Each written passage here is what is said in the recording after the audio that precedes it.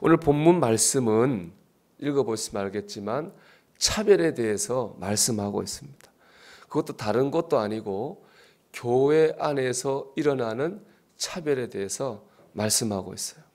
그러니까 이 야고보서를 읽고 있는 성도들이 모인 교회 내에서 외적인 모습으로 사람을 차별하는 그런 일들이 있었습니다. 참 이걸 보면 이런 생각을 했습니다. 세상에 완전한 공동체가 없고 온전한 사람이 없구나, 그런 생각했습니다. 왜냐하면은 이 야고보서를 읽는 교인들이 어떤 교인들입니까? 핍박과 박해를 받았는데 거기에 무릎을 꿇지 않고 신앙을 지키기 위해서 정든 집과 고향과 모든 걸 던져놓고 난민이 된 사람들입니다. 믿음을 지키기 위해서 난민이 될 만큼 신앙으로 똘똘 뭉친 사람들이 바로 이 야고보서를 읽는 사람들이거든요. 근데 그런 사람들 사이에서도 이렇게 잘못된 차별의 모습이 있었다는 겁니다. 참 온전한 사람이 없습니다. 온전한 가정도 온전한 교회도 없습니다. 우리는 다 부족하고 다 연약합니다. 그렇기 때문에 모든 것이 다 하나님의 은혜입니다. 이렇게 부족하고 연약한 우리가 그래도 오늘 하루를 큰 문제 없이 살아갈 수 있다면, 우리 교회와 가정이 평안하다고 하는 것은 하나님의 은혜 아니면은 일어날 수 없는 일이고 설명될 수 없는 일입니다. 여러분, 내가 잘해서가 아닙니다. 우리가 잘해서가 아닙니다. 하나님의 은혜로 우리도, 우리 가정도, 우리 교회도 서고 있는 줄 믿습니다. 근데 우리가 교만하면 안 됩니다. 겸손해야 됩니다. 하나님을 의지하고 하나님께 감사해야 됩니다. 이 불완전한 것 투성이인 나를 내세우지 말고 완전하신 하나님을 우리가 의지하며 내세우고 살아야 될 줄로 믿습니다. 우리 오늘도 다 하나님의 은혜인 줄 믿고 우리 완전하신 하나님을 내세우며 살아가는 저와 여러분이 되기를 축복합니다. 우리의 부족함을 메우기 위해, 우리가 갖고 있는 이 연약함을 메우기 위해서 긍휼이 꼭 필요합니다. 오늘 말씀 보면 차별을 극복하는 해결책으로 제시한 것이 긍휼입니다. 즉 우리 안에 있는 이 불완전을 해결할 수 있는 대안이 긍휼이라는 거예요. 13절입니다. 긍휼을 행하는지 아니하는 자에게는 긍휼 없는 심판이 있으리라. 긍휼은 심판을 이기고 자랑하느니라 그랬습니다.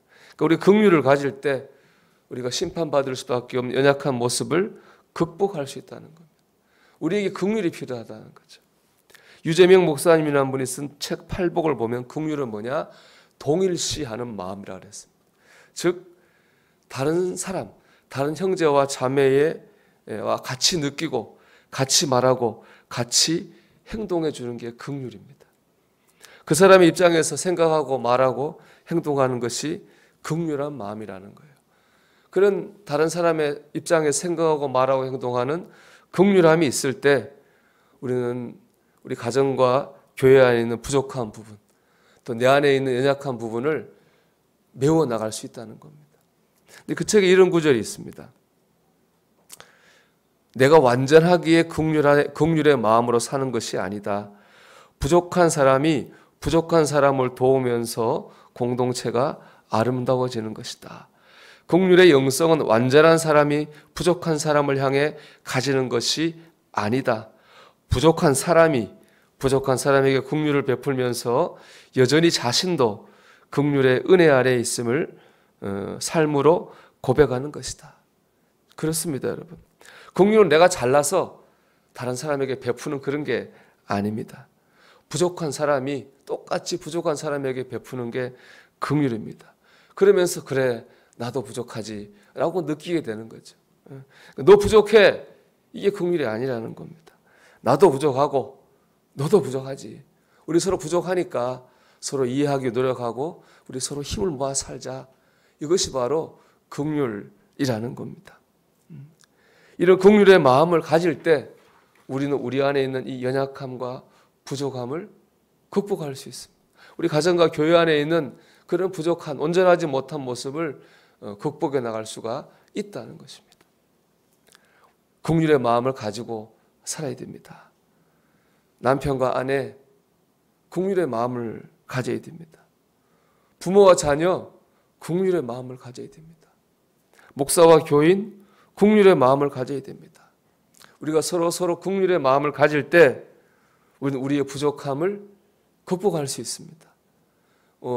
우리의 가정과 우리 교회 안에 있을 수밖에 없는 연약하고 부족함을 메꾸어 나갈 수 있는 것입니다.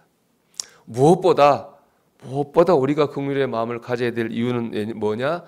주님께서 이렇게 말씀하셨기 때문에. 마태복음 5장 6절 산상수훈이죠. 주님 이렇게 말씀하셨어요. 긍휼히 여기는 자는 복이 있나니 그들이 긍휼히 여김을 받을 것이며. 우리가 긍휼한 마음을 가지고 살 때 주님께서 우리를 향해서 긍휼의 복을 베풀어 주신다는 겁니다. 여러분, 세상에 온전한 사람 없습니다. 온전한 가정도 교회도 있을 수가 없습니다. 다 은혜로 사는 거거든요. 우리에게 그때 필요한 건 무엇입니까? 그것은 바로 긍휼의 은혜입니다. 우리가 긍휼의 은혜를 가지고 살려고 할 때 주께서 우리를 복 주십니다. 우리의 기도를 들으시고 우리를 붙잡아 주시고 우리에게 동행해 줄 줄로 믿습니다. 우리 오늘 이 긍휼의 마음을 가지고 사는 가운데 다른 누구보다 주님께 긍휼의 은혜를 받을 수 있는 저와 여러분 되기를 주의 이름으로 축원합니다.